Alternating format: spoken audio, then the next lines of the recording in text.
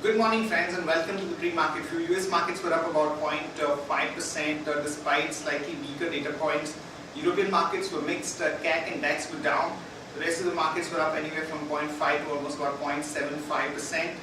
And when we look at the Asian markets today morning, Hang Seng is up about 0.8%, Nikkei is up 0.35%, and SDX Nifty is suggesting that we are going to open up about 28 odd points. The data from China on manufacturing is showing that the manufacturing sector is slowing down, but the Chinese markets have not reacted that negatively to that data point. We had a very smart pullback in our own markets yesterday after initial weakness, and despite that the FI flows continues to be negative, and they sold in the cash market to the tune of about 920 odd crore. And it remains to be seen over the next few days what kind of buying are we really going to see from the FIIs. There was a bit of a clarification on the taxation issue by the finance ministry that has cooled down the overall sentiment, but the fact that for the existing respective tax matter, the matter will go to court is definitely not great news. On that note, let me invite our F&O expert to take you through important F&O data points and strategies that we can have from the derivative side. Good morning friends, we'll give an analysis on derivatives. In yesterday's market, we have seen Nifty opening with a negative bias in line with mixed cues and negative cues from the international markets. And later on, we have seen Nifty in the mid part of the trade have making significant amount of loss, especially in post-lunch. And since opening of European markets, we have seen Nifty nosedive around 125 points, mainly selling in many blue chip counters and also like L&T, SBI, Axis Bank and ICICI Bank.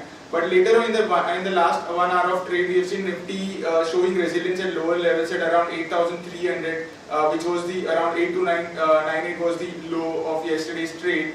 And around that level, we have seen Nifty showing up with smart recovery and managing to close above 8,450, 8,400 levels at 8461.20 and registering gains, astonishing gains of around 0.72%. It was the last half an hour, 1 hour of trade. We have seen a smart recovery from Nifty, mainly backed by FMCG counters and pharma sectors, and also banking played an important role for Nifty to inch higher and close above 8450 levels to 8461.20.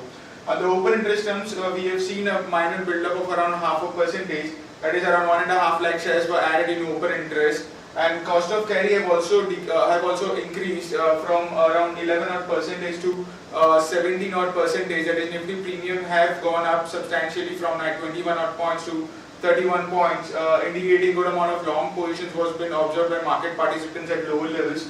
Put call ratio have now inched the important support of around 0.8 to 0.85 odd levels.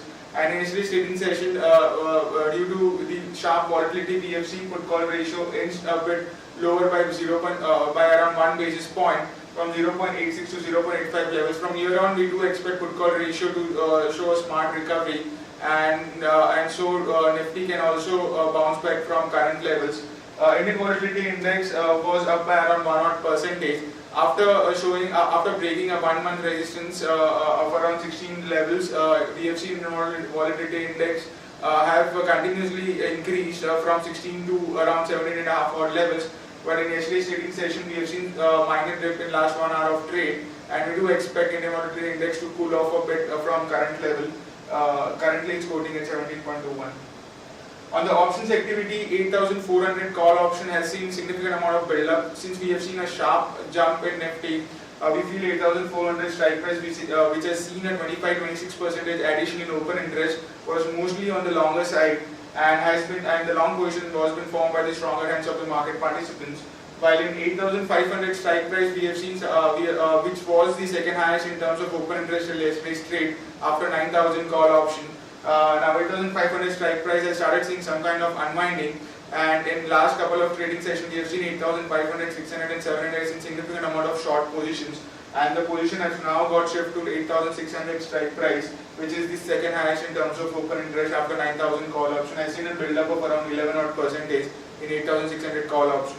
While in put option, we have seen an unwinding, that's seeing a sharp decline in the mid part of the trade of 125 points. People started covering the shorts in 8,300, 400 put option, but later on we have seen a significant bounce back. However, 8,300 is the highest in terms of open interest for the put option for the remaining part of this series.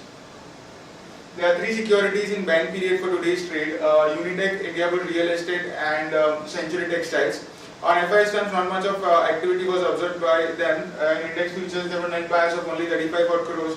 However, the open interest was up by 1%. Negligible long positions was being created by FIS in yesterday's trade. Index options, there were net sellers of 186 crores. Stock futures, there were net buyers of 60 odd crores. And stock options, there were net sellers of 16 crores only.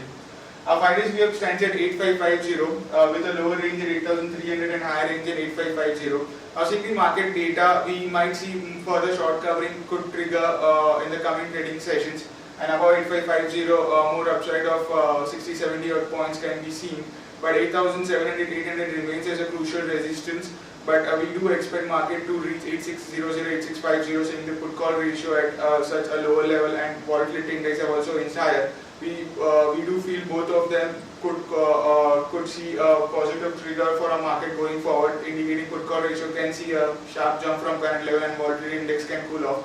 So we do expect around 8650 levels to be seen in the coming trading sessions. SGX Nifty is trading positive by 26 odd points at 8487.50. That's it from derivatives. Thank you. Friends, let me take you to Sharekhan pre-market action, starting trading ideas. First of all, a long call on Biocon, as it is fine prospectus for Syngene IPO, raise about 600 crore. That's positive for Biocon, so one can go long there with a stop loss of 447 and a target of about 470 to 479. Crompton Greaves, finally the development has happened, and the Advant-led consortium is going to buy Crompton Greaves consumer products division for about 6,600 crore. So one can go long on Crompton with a stop loss of 163.6 and a target of about 172 to about 175.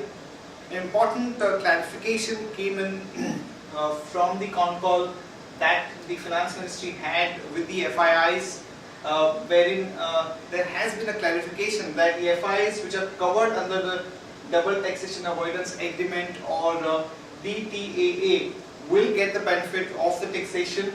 The MAT issue is likely to be resolved before the finance bill is passed.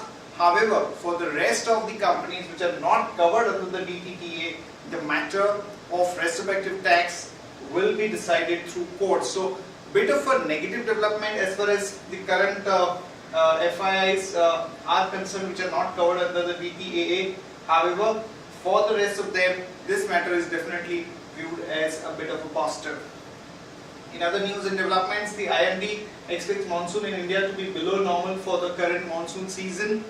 China, HSBC flash manufacturing PMI data came in at about 49.2, which is at a one-year low. Yes Bank is looking at raising about $1 billion through share sale by selling stocks in local or overseas markets.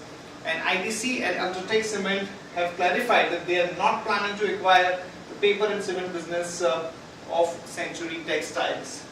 S&P has revised Tata Power's outlook to stable from positive. Capgemini is likely to acquire about $3.6 billion in the form of iGate. GST bill will be taken up with the Parliament in a few days. Welspun Enterprise Gujarat High Court has approved the merger of 4 AMS with company. And Clariant Chemical announces 340 crore share buyback at a price of about 950 rupees per share. In other developments, Ashoka Buildcon has finally managed to do the QIP to allow 2.84 crore shares at about 175.8. Jet Airways to seek shareholders approval to raise up to about $400 million. And SsangYong Motor reports a loss in the first quarter, and Mahindra & Mahindra is planning to increase the stake in that particular company. Rallis India Q4 consolidated profit climbs to about 21.32 crore. The companies which will be announcing numbers today: HDFC Bank, we are looking at a net profit of 2835 crore. Kane India would report the worst performance in the last 5 years. It's likely to report a profit of 713 crore. Mahindra & Mahindra Financial Services, 271.9 crore. Cient, 75.5 crore. And SKF India, about 51.8 crore. Stocks with positive and negative bias for today's trades. Hero MotoCorp, Allahabad Bank and Sun Pharma are the stocks with positive bias, and stocks with negative bias are Motherson Sumi and IRB Infra. Stocks for investments that we like at this point of time are Hero MotoCorp, Bajaj Holding, ICICI Bank, Federal Bank and State Bank of India. That's it from all of us friends. Have a great trading session and see you tomorrow at the same time.